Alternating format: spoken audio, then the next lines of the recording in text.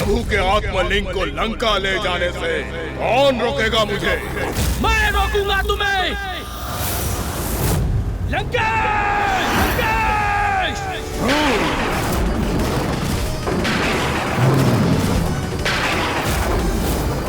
ये कैसी विकट स्थिति उत्पन्न हो गई है।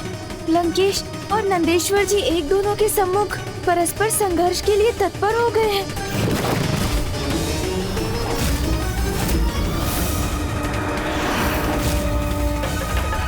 मुझे इन्हें रोकना होगा, अन्यथा बहुत बड़ा अनर्थ हो जाएगा। कैसे रोकूं इन्हें मैं? नंदी जी इतनी सहजता से कदापि शांत नहीं होंगे, इसलिए मुझे ही शीघ्रता कर कोई युक्ति सोचनी होगी। मैं प्रभु शिव शंकर शंभू का परम भक्त हूँ।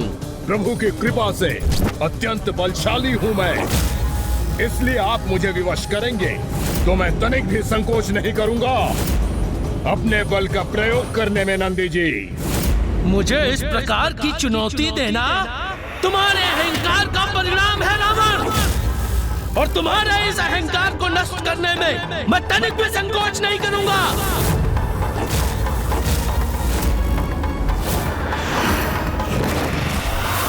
लंकेश, प्रभु का आत्मलिंग!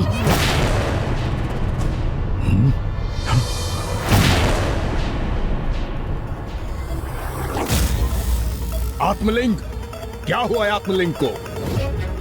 गणेश जी, आपने इतने उच्च स्वर में आत्मलिंग क्यों कहा? नंदी जी, आत्मलिंग आपके समक्ष है, दशानन के हाथों में है। फिर भी आप इन पर आक्रमण करने जा रहे हैं। और लंकेश, आप भी तो अपने विवेक का उपयोग कीजिए। इस प्रकार प्रभु के आत्मलिंग को अपने हाथों में थामकर आप युद्ध करना चाहते हैं, और आप अपने इस अनुचित कृत्य से अपने प्रभु का अपमान स्वीकार करेंगे?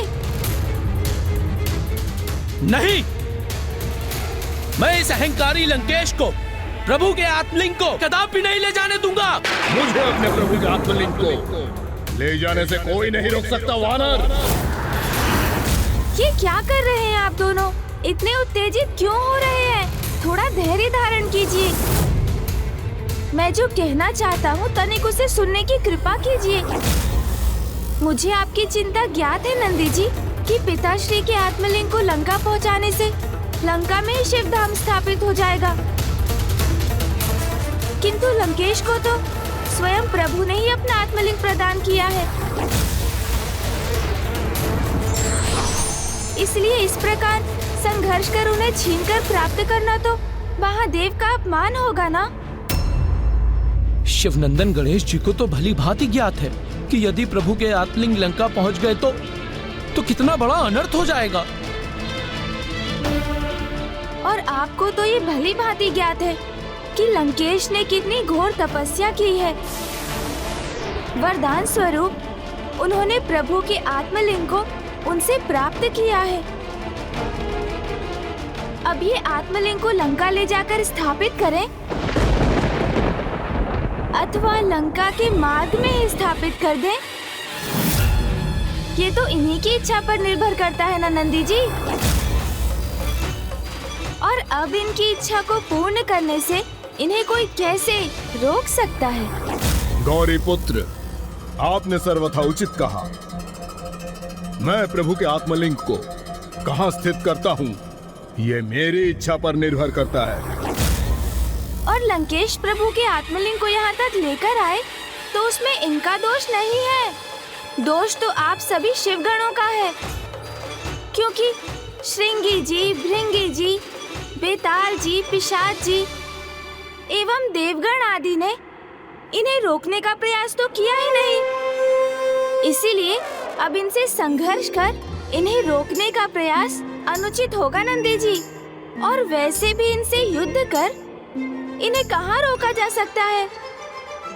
और आप सभी यदि इन्हें रोकना ही चाहते हैं तो अपनी बुद्धि का प्रयोग कर किसी युक्ति से इन्हें रोकने का प्रयास करना चाहिए था ना।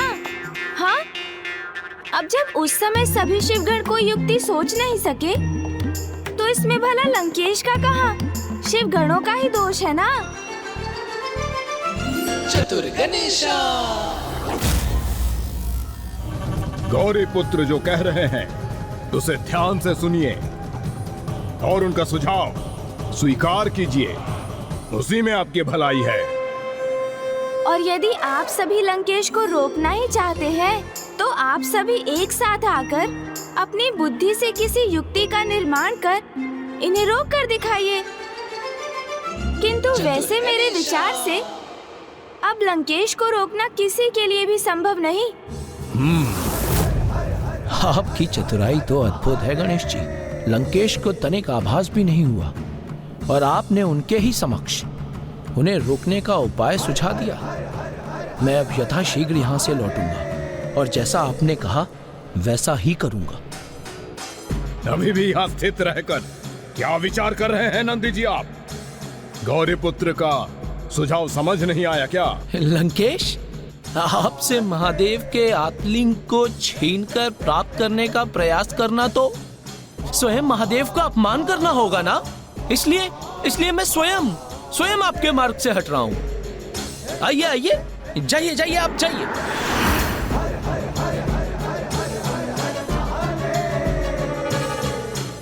आप चिंता मत कीजिए गणेश जी, मैं शीघ्र उचित उपाय के साथ अवश्य लौटूंगा।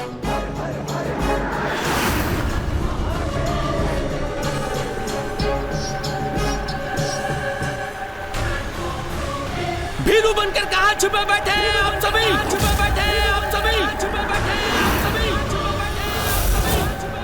मेरे समक्ष अभी प्रस्तुत होइए।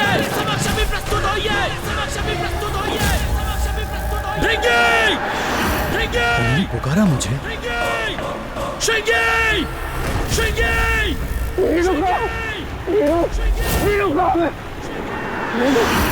बेताल! पिशाच! हीरो नहीं हूँ मैं। तोतला! वीरू देते पुताला नंदी जी ने मुझे। नंदी जी इतने कुपित क्यों हैं हमसे? लंकेश, जल ग्रहण कीजिए।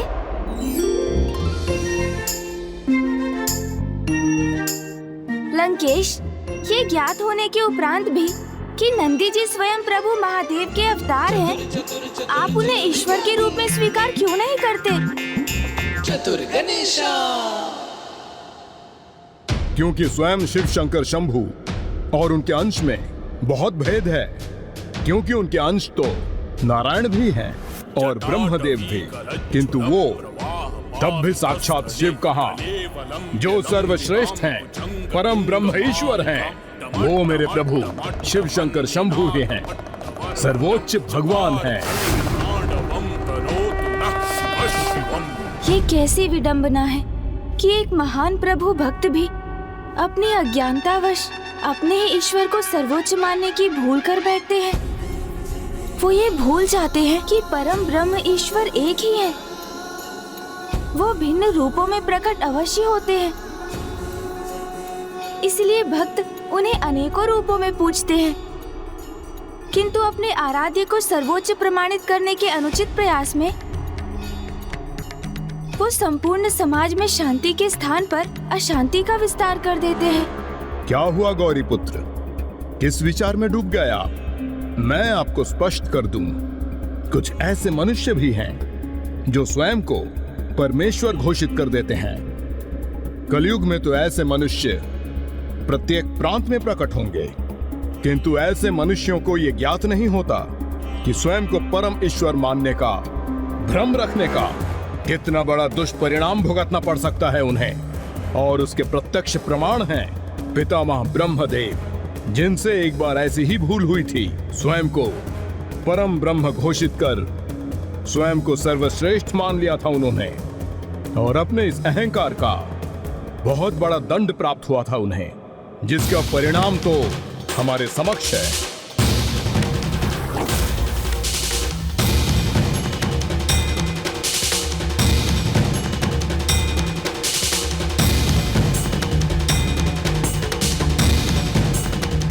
ये पर्वत ब्रह्मदेव के शीश के समान क्यों प्रतीत हो रहा है लंकेश?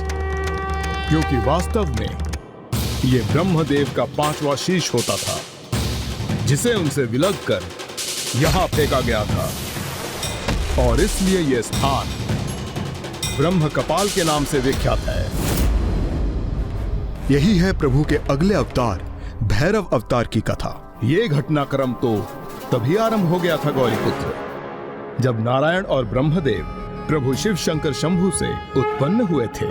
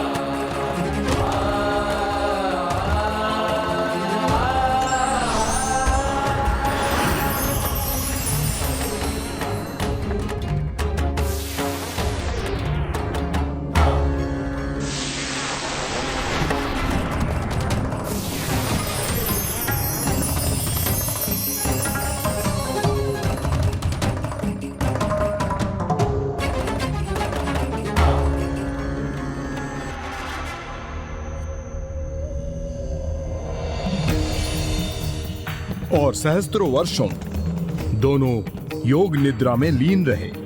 और सर्वप्रथम पितामह ब्रह्मदेव की निद्रा भंग हुई तो वो उस दिव्य कमल के तने को देखकर, जिसका ना ही कोई आरंभ था और ना ही कोई अंत, वे अत्यंत अचंभित हुए और उनका कौतूहल जागृत हुआ। एकमात्र मैं ही हूं यहाँ, मेरे अतिरिक्त और किसी का भी अस्तित्व नहीं है। अर्थात एकमात्र मैं ही ईश्वर हूं, मैं ही परम ब्रह्म हूं।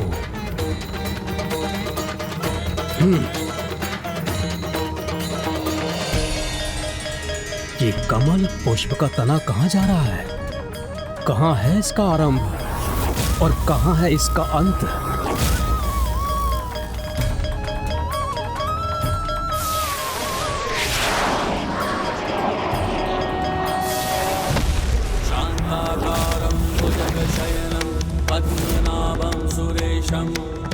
विश्वाकारं गगनसदृशं मेघवर्णं शुभांगं।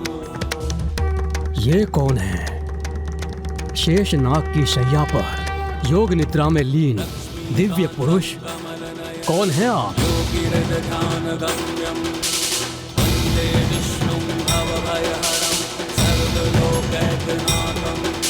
जिस कमल से मैं उत्पन्न हुआ उसकी ऊर्जा को क्यों सोख रहे हैं आप?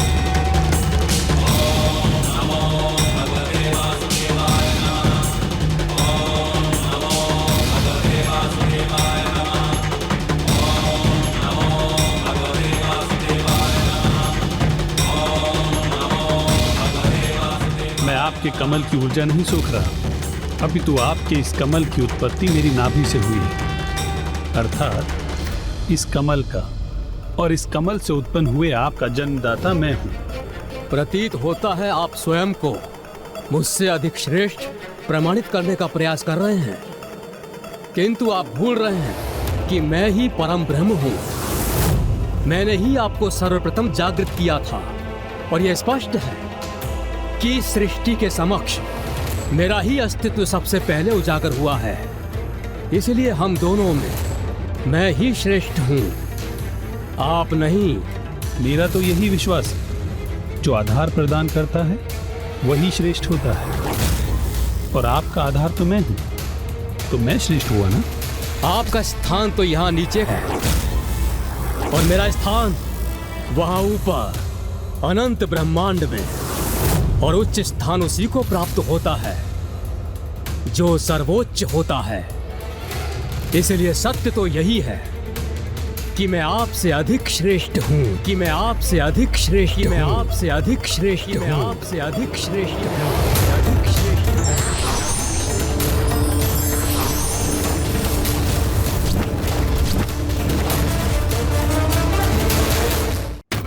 जब नारायण और ब्रह्मदेव इस वाक युद्ध में उलझे हुए थे कि उनमें से सर्वोच्च कौन है और सर्वश्रेष्ठ कौन है, तो अचानक से वो ऊर्जा जो समस्त ब्रह्मांड में सर्वोच्च है, उनके समक्ष एक अद्भुत प्रकाश लिंग के रूप में प्रकट हुई।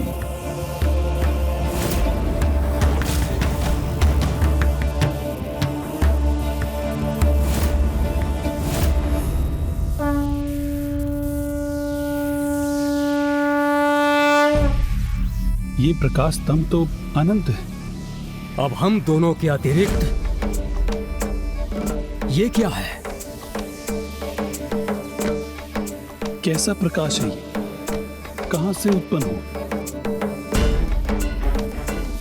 और उन दोनों को तो अनुमान भी नहीं था कि वह प्रकाश स्तंभ और कुछ नहीं, मेरे प्रभु शिव शंकर शंभू का प्रकाश लिंग था, जो सर्वोच्च है, श्रेष्ठतम है, जिनका ना कोई आदि है ना अंत। इसलिए उन दोनों को उस प्रकाश लिंग का आदि अंत दिखाई ही नहीं दे रहा था। और आप मेरे प्रभु की तुलना उस नंदी से कर रहे थे, उन्हें शिव स्वरूप पुकार रहे थे आप गौरी पुत्र। आशा करता हूँ नंदी जी मेरी बातों को समझ गए होंगे और अब तक उन्होंने लंकेश को रोकने की योजना बनानी आरंभ कर दी होगी। बीनू क्यों बोला आपने हमें? बीनू क्यों पुकारा आपने नंदी जी हमें? आपने बीनू पुकारा नंदी जी? बीनू बोला नंदी जी? क्यों बीनू बोला? बीनू ही तो है आप सभी, बीनू ही तो है आप सभी। जो आपने लंकापति रावण को यहाँ से प्रभु के आत्मलिंग को लेकर उसे प्रस्थान करने दिया, उसे रोकने का प्रयास तक नहीं किया, उसे रोकने की चेष्टा तक नहीं की। और आज के दिवस के पूर्व ही लंकापति लंकेश लंका में प्रभु के आत्मलिंग को स्थापित करेगा और तब लंका में ही स्थापित होगा शिवधाम। और लंकेश रावण हमसे हमारे प्रभु को दूर करने की योजना में सफल हो जाएंगे।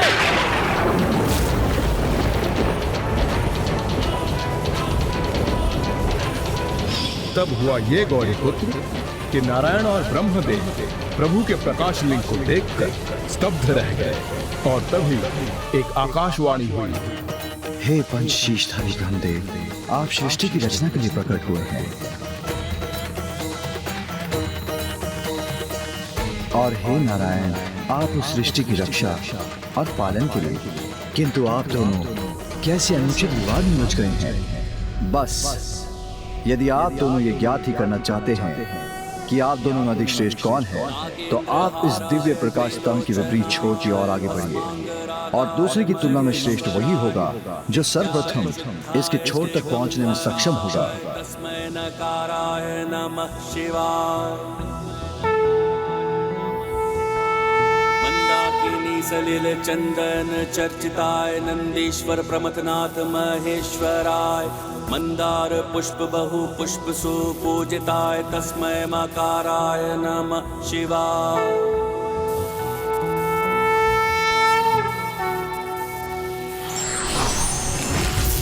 और फिर उस प्रतियोगिता में भाग लेने के लिए ब्रह्मा जी हंस पर आरूढ़ होकर ऊपर की ओर बढ़ते चले गए और विष्णु अपने वराह अवतार रूप में नीचे की ओर बढ़ते चले गए।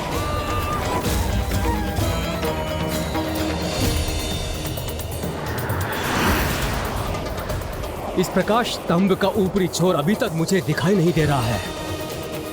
मुझे अपनी गति बढ़ानी होगी, क्योंकि इस स्पर्धा में यदि नारायण विजयी हो गए, ये मैं कदापि स्वीकार नहीं करूंगा। प्रतीत होता है इस दिव्य प्रकाश स्तंभ का छोर अभी बहुत दूर है। मुझे अपनी गति और तीव्र करनी होगी।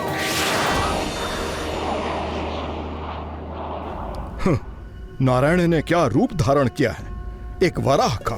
लंकेश, आप जिन वराह रूप का उपहास कर रहे हैं ना, मामा जी श्री हरि नारायण ने उसी रूप को धारण कर एक बार पृथ्वी की रक्षा की थी।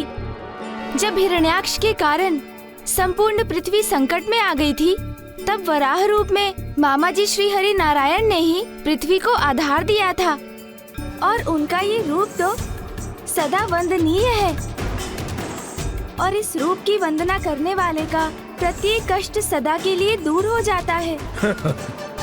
किंतु उस समय तो उनका स्वयं का कष्ट बढ़ता जा रहा था, क्योंकि प्रकाश स्तंभ के निचले छोर को ढूंढने के प्रयास में वो स्वयं उस प्रकाश से विचलित होते जा रहे थे।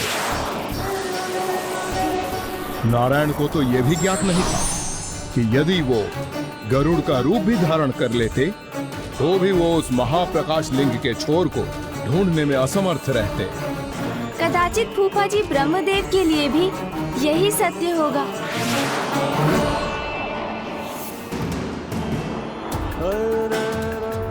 वाहन के रूप में हंस का चुनाव करने के कारण वो नारायण की तुलना में अधिक दूर जाने में सक्षम हुए थे। जैसे जैसे ब्रह्मदेव और ऊंचाई तक बढ़ रहे थे, उनका ऊपर जाना और भी कठिन होता जा रहा था। और दूसरी ओर नारायण ने तो उस दिव्य प्रकाश लिंग की महिमा को समझकर अपनी असफलता स्वीकार कर ली थी।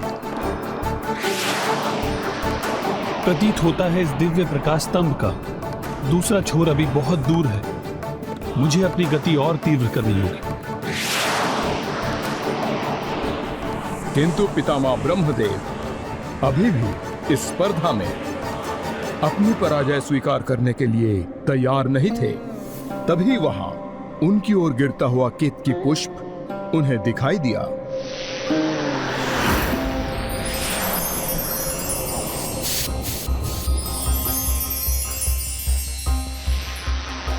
प्रतीत होता है कि इस प्रकाश स्तंभ का कोई अंतिम छोर नहीं है, किंतु यदि ये पुष्प भी साक्ष्य प्रस्तुत करे कि मैं ऊंचाई वाले छोर तक पहुंच चुका हूं, तो इस स्पर्धा में मेरी विजय प्रमाणित होगी।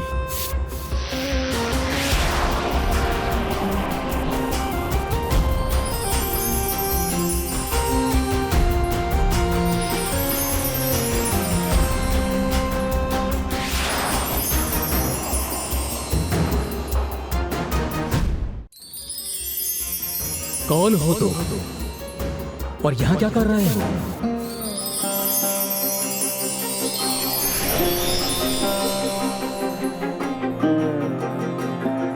मैं केतकी पुष्प हूँ। जैसे ही मेरी उत्पत्ति हुई, इस प्रकाश स्तंभ से आकर्षित होकर मैं यहाँ उपस्थित हुई, क्योंकि मुझे आभास हुआ अपने रचयिता से मेरी भेंट यही होगी। मैं ब्रह्मदेव हूँ और मैं ही भविष्य में संपूर्ण सृष्टि की रचना करूंगा। यदि तुम उस सृष्टि का भाग बनना चाहती हो और ये चाहती हो कि संसार में तुम्हें सर्वश्रेष्ठ पुष्प माना जाए, तो तुम्हें मेरी सहायता करनी होगी। आपके इस प्रस्ताव के लिए आपको धन्यवाद। आप ही ने मुझे ढूंढा है, इसलिए मैं आपकी अवश्य सहायता करूंगी।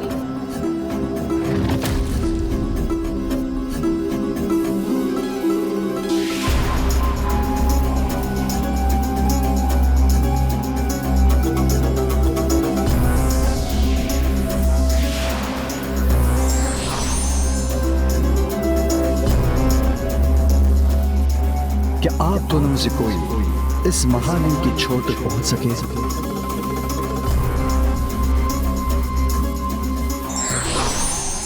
क्षमा कीजिए प्रभु, मैं इस दिव्य प्रकाश स्तंभ का अर्थात इस आत्मलिंग का आरंभ ढूंढने में असमर्थ रहा, किंतु मुझे पूर्ण विश्वास हो गया है कि ना ही मैं और ना ही ब्रह्मदेव, हम दोनों में से कोई भी श्रेष्ठ नहीं। हमसे कहीं अधिक श्रेष्ठ तो ये महालिंग है, जिसका न आदि न अंत है। और किंतु इस प्रकाश स्तंभ के ऊपर का एक छोर मैं ढूंढने में सफल हो गया हूँ, इसलिए मैं ही सर्वश्रेष्ठ हूँ और सर्वोत्तम भी हूँ।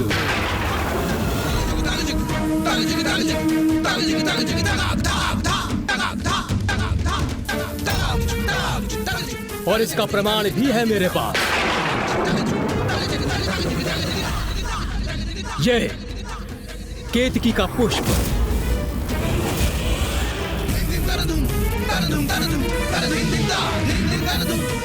इस पुष्प को मैंने प्रकाश स्तंभ के ऊपरी शिखर पर पाया। यदि आपको मेरे कथन में किसी भी प्रकार का संदेह है तो आप इस पुष्प से पूछ सकते हैं। क्या ब्रह्मदेव सत्य कह रहे हैं केतकी पुष्प?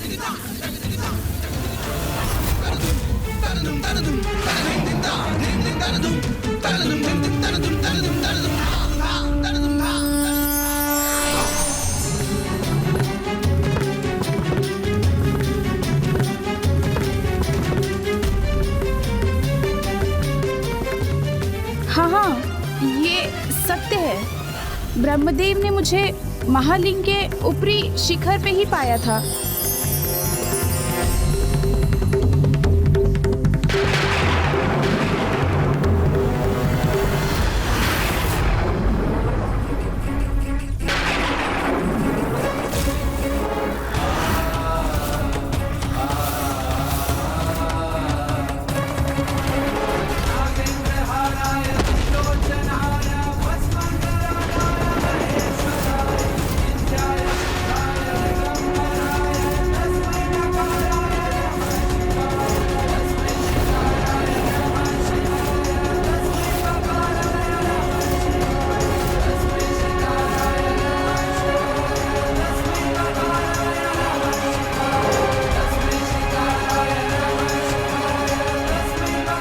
मुझे आपसे अपेक्षा नहीं थी, आपने वंचना की है।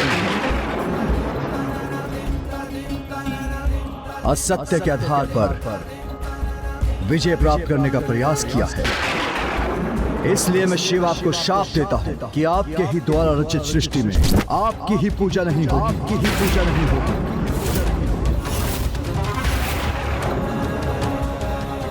और केतकी पुष्प, तुम्हें पुष्पों में सर्वश्रेष्ठ और मेरे सर्वाधिक प्रिय पुष्प बनने के लिए उत्पन्न किया गया था, किंतु तुमने सत्य का साथ देकर अधर्म किया है।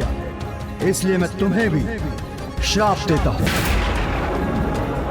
कि तुम्हें किसी पूजा में कोई मान्यता प्राप्त नहीं होगी। तुम्हें मंदिरों एवं पूजा स्थल से सदैव बाहर रखा जाएगा और मात्र वहां की सच्चा के लिए ही तुम्हारा उपयोग होगा। नहीं प्रभु, क्षमा। मेरा जन्म इस सृष्टि के सृजन के लिए हुआ है, अर्थात मैं ही परम ब्रह्म हूँ। आप होते कौन है मुझे? श्राप देने वाले।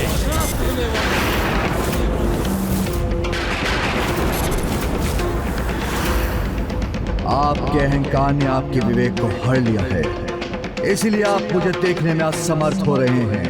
मैंने ही आपको जीवन प्रदान किया है, इसलिए आपके अहंकार को नष्ट करना अत्यंत आवश्यक है।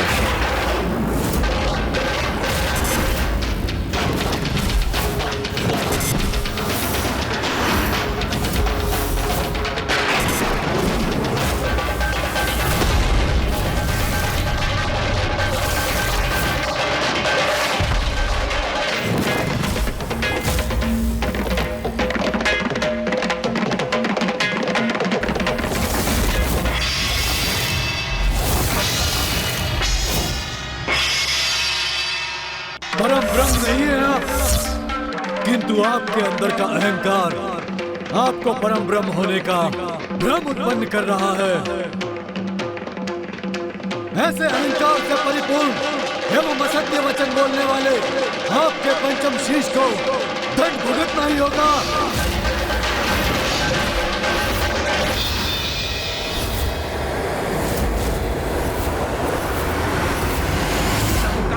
समान रूप काल भैरव का लिया और काट के सर पांचवा ब्रह्मा जी का पृथक किया।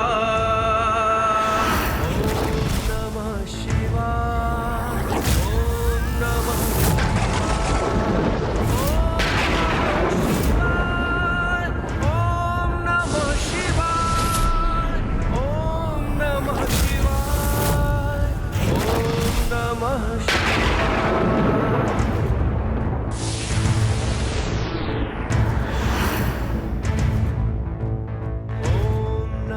फिर जब पृथ्वी की रचना हुई तो यह शीश यहाँ गिरकर स्थापित हो गया।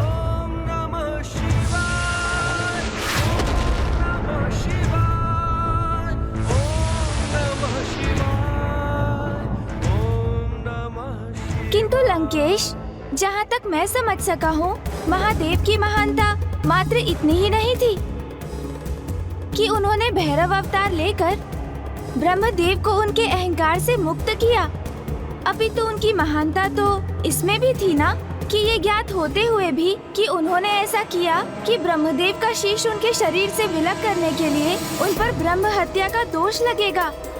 आप उचित कहते हैं गौरी पुत्र। ये भी महादेव का ही त्याग था कि उन्होंने ब्रह्म हत्या का दोष अपने ऊपर ले लिया था, और इस दोष हेतु प्रभु काल भैरव को एक बहुत बड़ा मूल्य चुकाना पड़ा। क्या हुआ था लंकेश, और कैसे उन्हें इसका भारी मूल्य चुकाना पड़ा?